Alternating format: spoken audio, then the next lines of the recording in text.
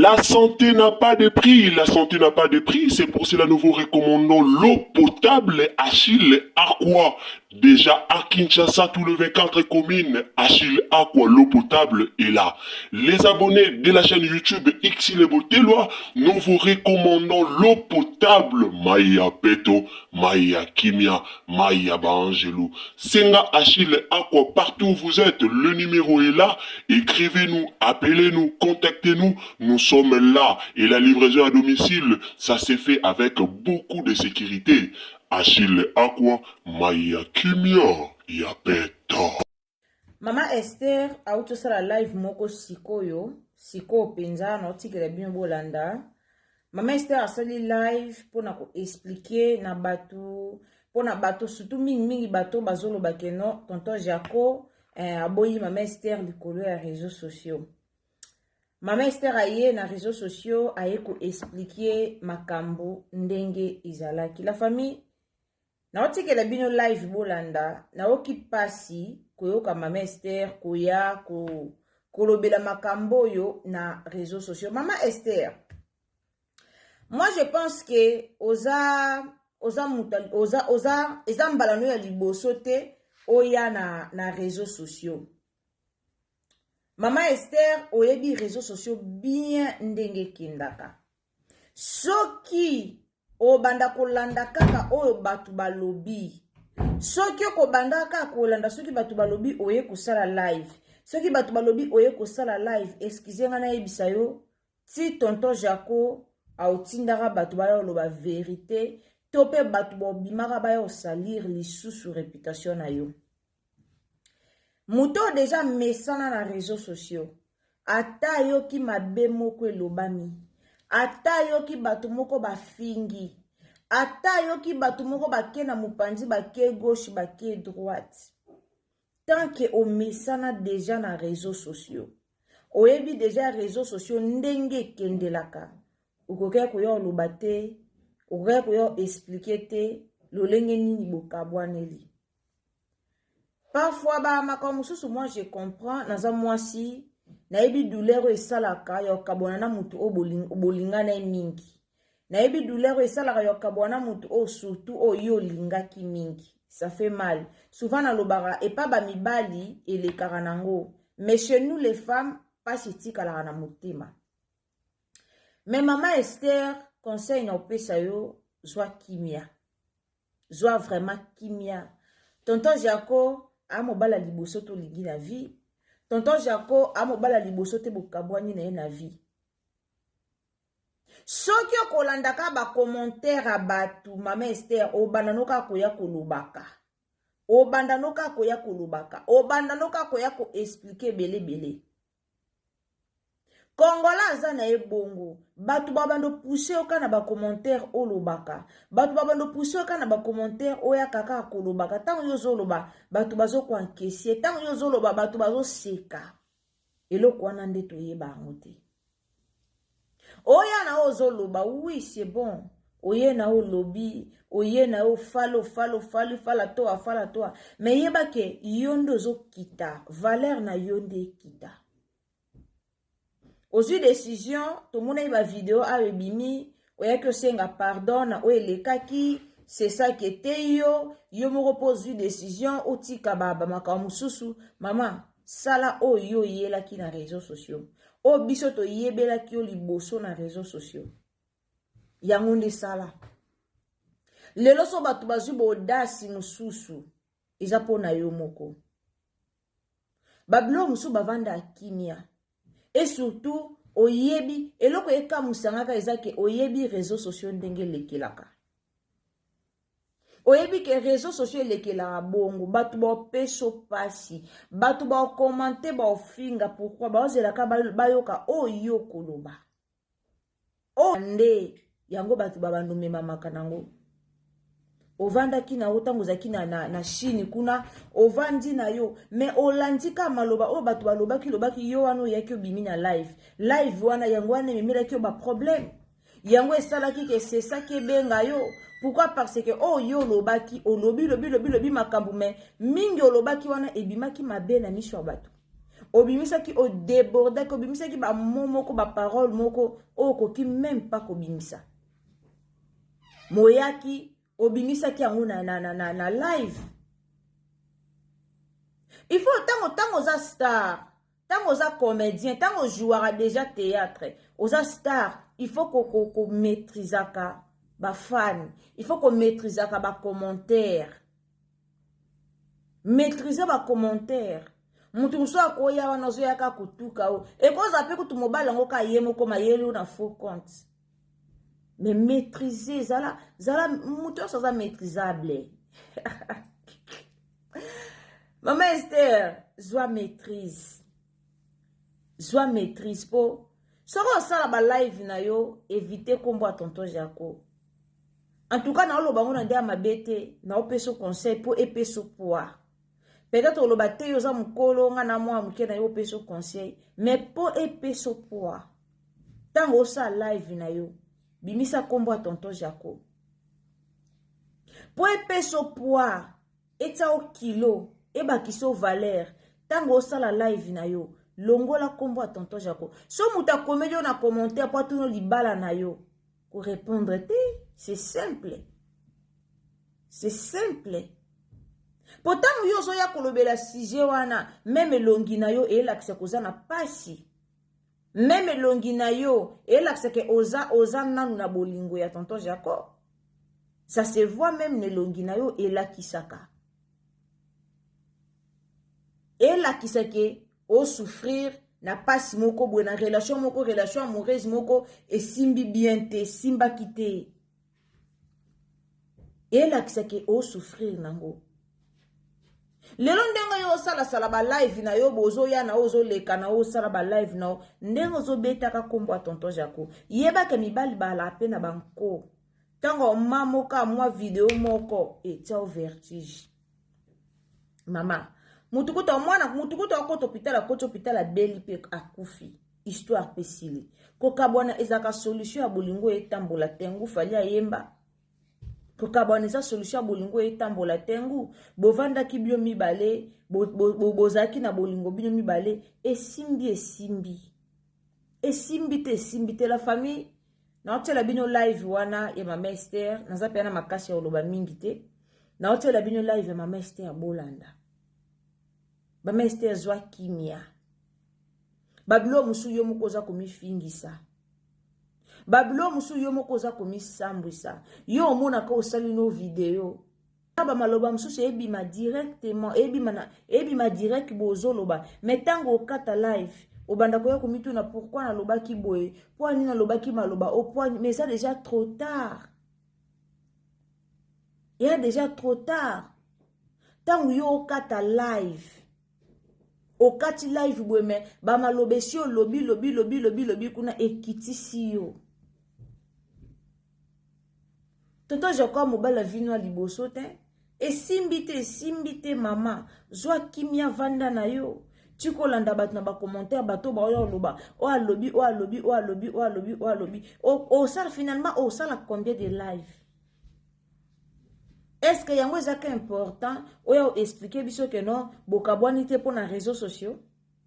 Yango ezaka important oya kana ba explication belé que ce qui to kabwani na ye eza pour na réseaux sociaux te to kabwani pour simbite. Tout le monde sait que batumi balé bando tambolisika moko so bakabwani bakabona apesi pour esimba te. Jamais batwa tambola bo esimbi bakabona non. Bolingo nyoso to kabwana so esimbi nango te mwana maya bendani yo po bendani na yo. Mama Esther zwa kimia. Zongela matea na yo o teaka. Yo moko ebi ba vi na o leki nango. Zongela matea na yo. Tika tonton Jaco. Tika kobeta lisu histoire wana. Ndenge pona nga kutu ndenge si okomaki na page na yo. Okomede na page na yo blablabla to kabwani esimbite en tout cas je suis obligé ya ko supprimer ba photo. Ndenge si okomaki mutu nyonso comprendre déjà eloko nino zaki nango. Alors koya kokosala ba vidéo eza nango meilleure décision te.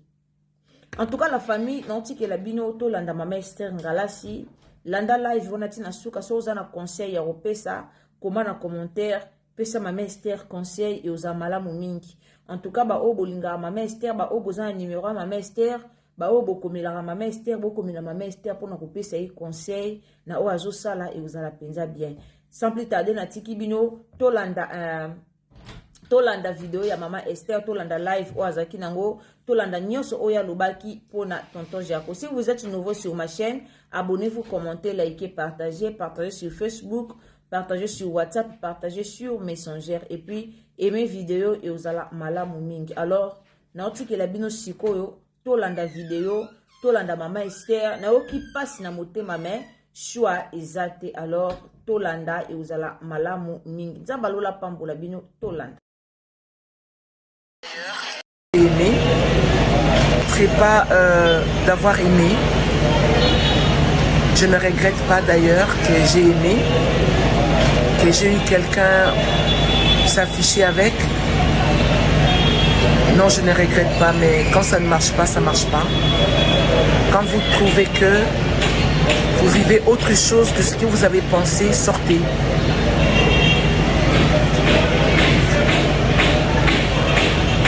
On ne vit pas deux fois, il n'y a pas de brillant dans la vie. Il n'y a pas de brillant dans la vie. Je suis une femme vraie, je suis une femme... quand j'aime, j'aime, et puis quand c'est fini, c'est tout. Je n'ai pas peut-être la force de venir vous expliquer qu'est-ce qui s'était passé. Non, je ne suis pas là pour ça. Je n'ai pas... Ma voix, ce n'est pas pour ça. Ma voix aussi ne se lèvera pas pour me justifier, parce que c'est lui qui m'a appelé fidèle. Il va faire toutes choses belles en son temps. Vraiment.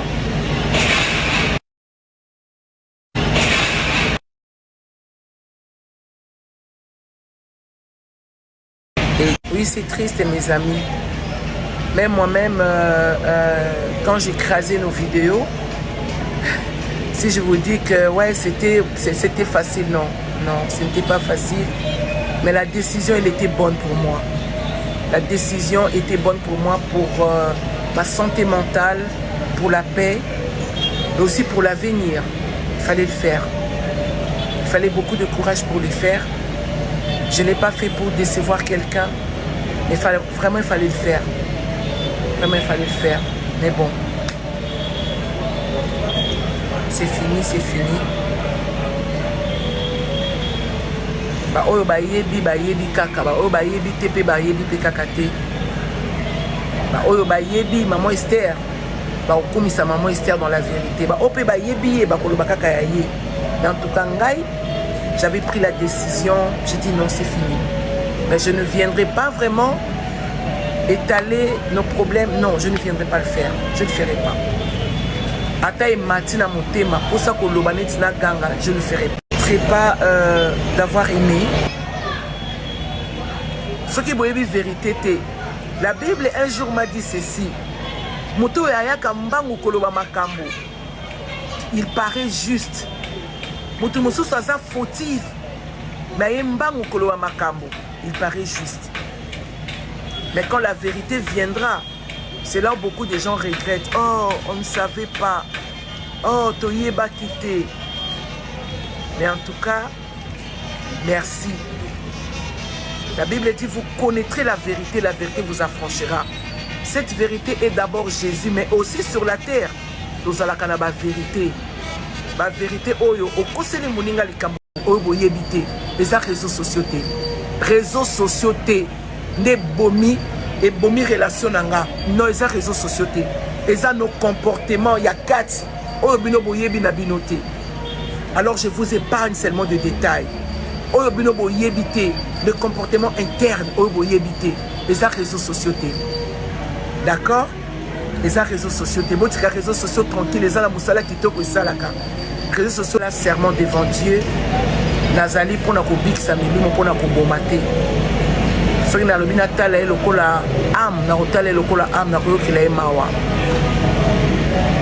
Mais ce qui n'a lobby, n'a salé la bon moi si. Là, la bonzambe, entouré que vous allez m'appeler ma casse, mais je ne veux pas le faire.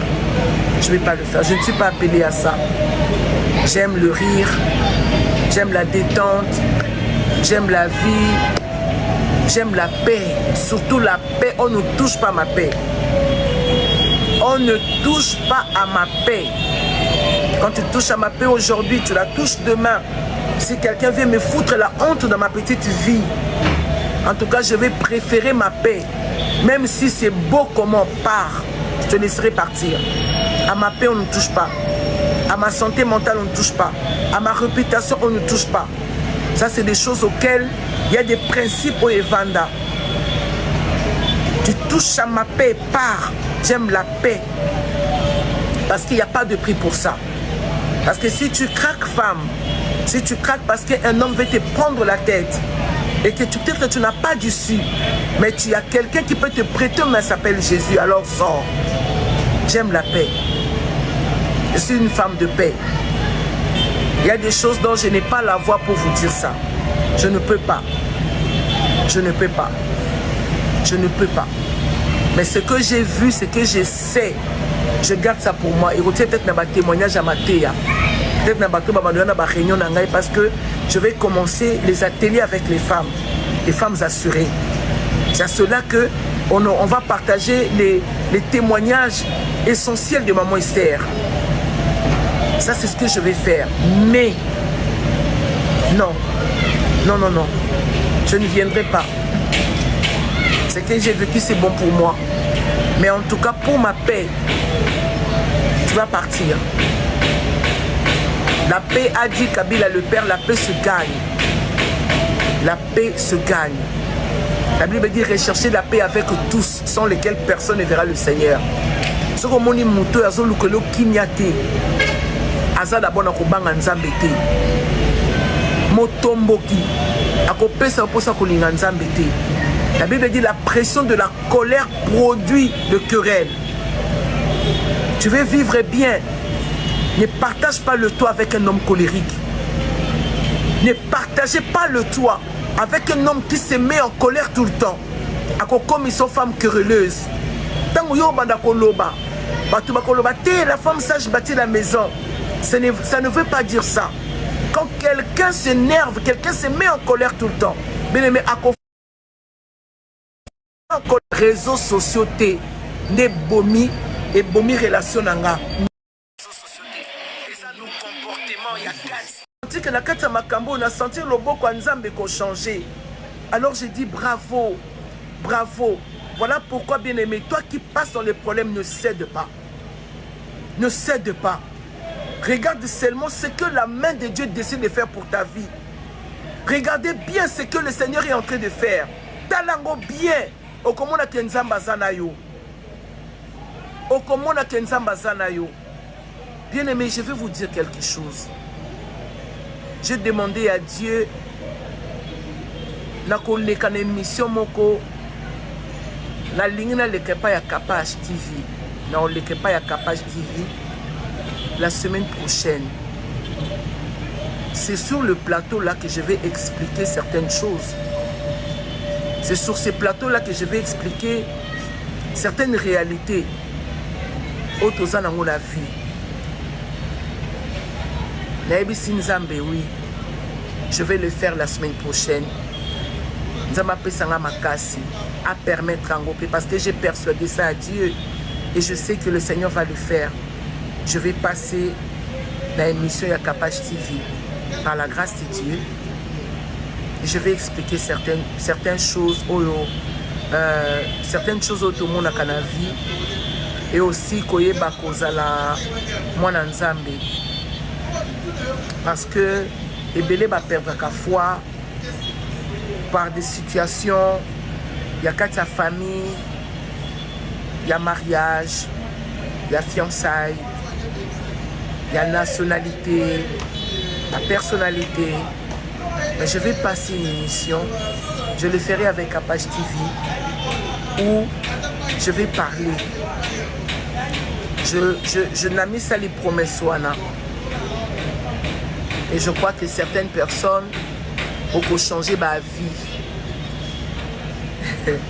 Beaucoup changé ma vie.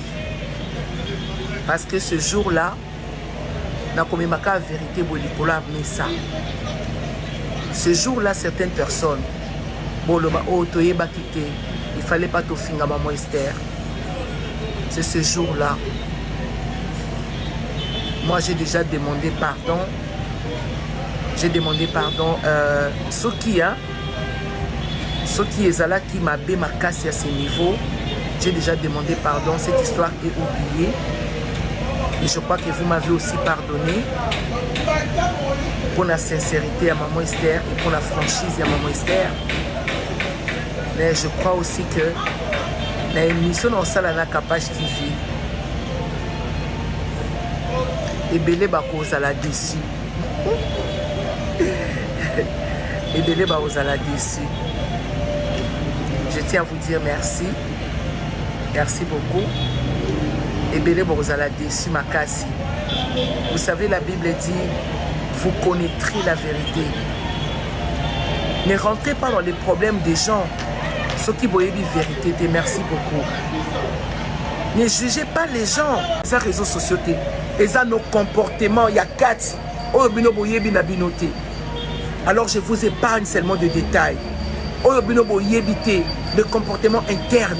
Les réseaux sociaux. D'accord? Les réseaux sociaux. Les réseaux sociaux tranquilles. Les réseaux sociaux, là, serment devant Dieu. Nazali pour na kobikisa milimo pour na kobomate. Soki na lobi na tala lokola âme na kotala lokola âme na koyokela ye mawa. Mais soki na lobi na salela bo mwasi na longola bo nzambe entouré kozala mabe makasi, mais je ne veux pas le faire. Je ne vais pas le faire. Je ne suis pas appelé à ça. J'aime le rire, j'aime la détente, j'aime la vie. J'aime la paix, surtout la paix. On ne touche pas à ma paix. On ne touche pas à ma paix. Quand tu touches à ma paix aujourd'hui, tu la touches demain. Si quelqu'un vient me foutre la honte dans ma petite vie, en tout cas, je vais préférer ma paix. Même si c'est beau comment on part, je te laisserai partir. À ma paix, on ne touche pas. À ma santé mentale, on ne touche pas. À ma réputation, on ne touche pas. Ça, c'est des choses auxquelles il y a des principes au Evanda. Tu touches à ma paix, pars. J'aime la paix. Parce qu'il n'y a pas de prix pour ça. Parce que si tu craques, femme, si tu craques parce qu'un homme veut te prendre la tête, et que peut-être que tu n'as pas d'issue, mais tu as quelqu'un qui peut te prêter, mais s'appelle Jésus, alors sors. J'aime la paix. Je suis une femme de paix. Il y a des choses dont je n'ai pas la voix pour vous dire ça. Je ne peux pas. Je ne peux pas. Je ne peux pas. Mais ce que j'ai vu, ce que je sais, je garde ça pour moi. Et retiens peut-être dans ma témoignage à ma théa. Peut-être dans ma réunion parce que je vais commencer les ateliers avec les femmes assurées. C'est à cela que on va partager les témoignages essentiels de maman Esther. Ça, c'est ce que je vais faire. Mais, non. Non, non, non. Je ne viendrai pas. Ce que j'ai vécu, c'est bon pour moi. Mais en tout cas, pour ma paix, tu vas partir. La paix, a dit Kabila le Père, la paix se gagne. La paix se gagne. La Bible dit rechercher la paix avec tous, sans lesquels personne ne verra le Seigneur. Ce que mon imouto, azo lukolo kinyate. Azada bona kobanga nzambe te. Motomboki akopesa posa kolinga nzambe te. La Bible dit la pression de la colère produit de querelle. Tu veux vivre bien, ne partage pas le toit avec un homme colérique. Ne partagez pas le toit avec un homme qui se met en colère tout le temps. Comme ils sont femmes querelleuses. La femme sage bâtit la maison. Ça ne veut pas dire ça. Quand quelqu'un s'énerve, quelqu'un se met en colère tout le temps. Bien aimé, réseaux sociaux, ne bomi et bomi relation nanga.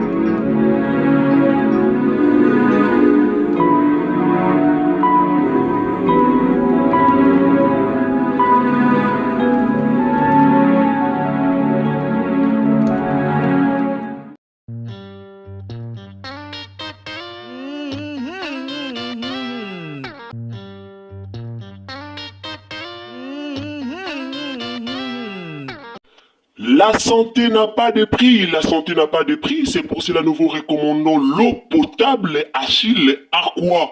Déjà à Kinshasa, tous les 24 communes, Achille Aqua, l'eau potable est là. Les abonnés de la chaîne YouTube Xile Botelwa, nous vous recommandons l'eau potable Maya Peto, Maya Kimia, Maya Bangelou. Senga Achille Aqua, partout où vous êtes, le numéro est là. Écrivez-nous, appelez-nous, contactez-nous. Nous sommes là et la livraison à domicile, ça s'est fait avec beaucoup de sécurité. Achille Aqua, Maya Kimia, Yapeta.